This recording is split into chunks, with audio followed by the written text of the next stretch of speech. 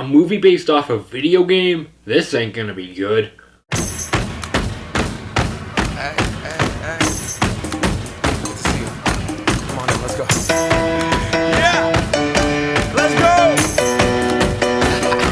Alright. Hey guys, it is that time of the week again.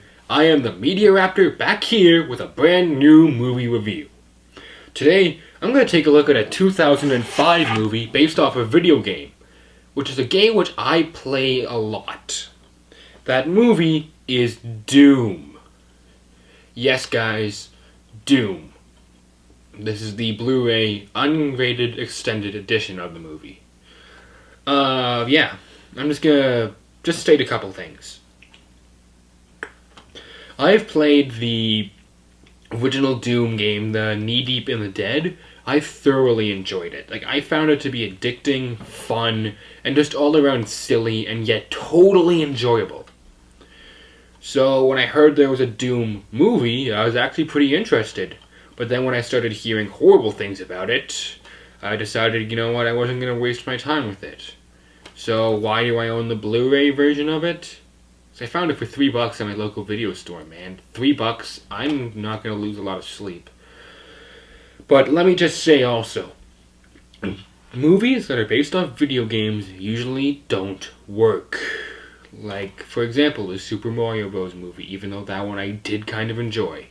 The Sonic the Hedgehog the movie, even though I did kind of enjoy that. The Final Fantasy movie, the Mortal Kombat movie, even though I did kind of enjoy that. The Tomb Raider movies, and so on and so forth. This film, though, was great. It was fun, it was action-packed, it was even kind of funny at times. So I'm just going to dive right in. The writing. Well, I'm going to just say this. This movie runs 152 minutes. An hour and 53 minutes. So it runs just under 2 hours. And the first maybe 16 minutes or so are setup. It's building up the characters, giving these characters depth and personality. It's telling you who's who. It's kind of explaining what's going on. And that, you don't see a lot of that in movies. And then after that, it's great non-stop action. This thing's writing was great. We have characters with depth, who have personality. You can care about these characters. You will hope that they live, or you will enjoy the time that they are shown dying. This was a good way to make your characters. And I was surprised, considering that it was based off a video game. Just the writing, it was very strong the whole way through. It had really good pacing and it knew how to build tension, which surprised me as well. So, the acting. Well, the main two actors are Karl Urban and Dwayne "The Rock" Johnson. And they pulled in amazing showings to top off the amazing writing. Now, there was one actress, and I don't think her name's mentioned on the back here. Let me just check.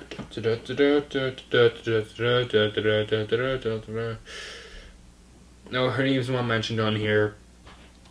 But she was okay most of the way through, but at times she would just kind of drag the whole film down. Her acting would kind of go, it was kind of weird. But anyhow, the rest of the cast all pulled in really, really, really good showings. Special effects. This is where the movie comes out and shines. Whether it's the CG on the monsters or the BFG firing off its explosions, really, or the sets looking extremely futuristic, like in the year 2046, or just the amazing looking gore. Everything in this movie really just will blow your mind away. And just while I'm on the subject of the special effects, Doom, for those of you who don't know, is a first-person shooter game from the 80s that was remade a bunch of times. There was one about a 5-minute thing, this is kind of me jumping to camera work for a second.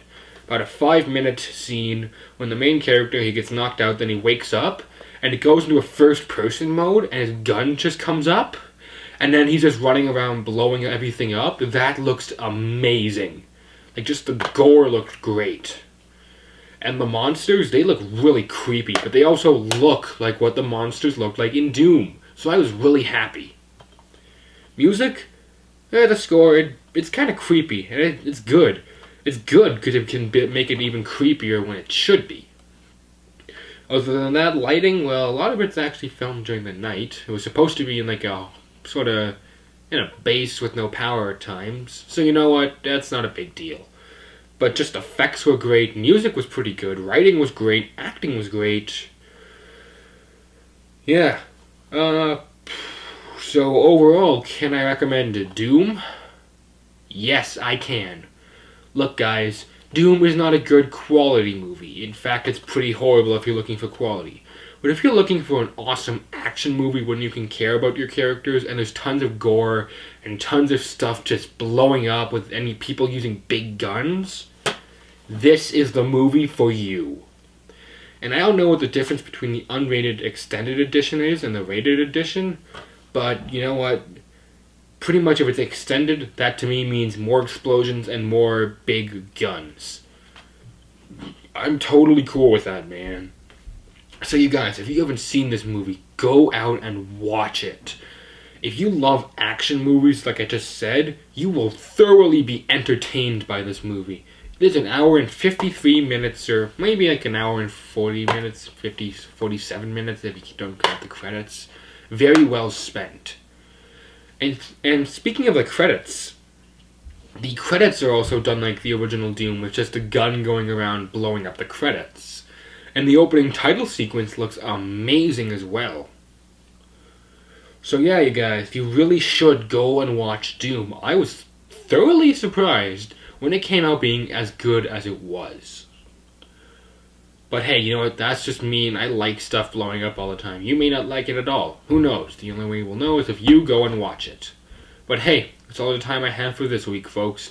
Until next time, this is the Media Raptor saying, I will see you guys around. From my town, trust me, on my INDEPENDENT shit hustling, chasing dreams since I was 14 with the 4-track bustin', halfway across that city with the back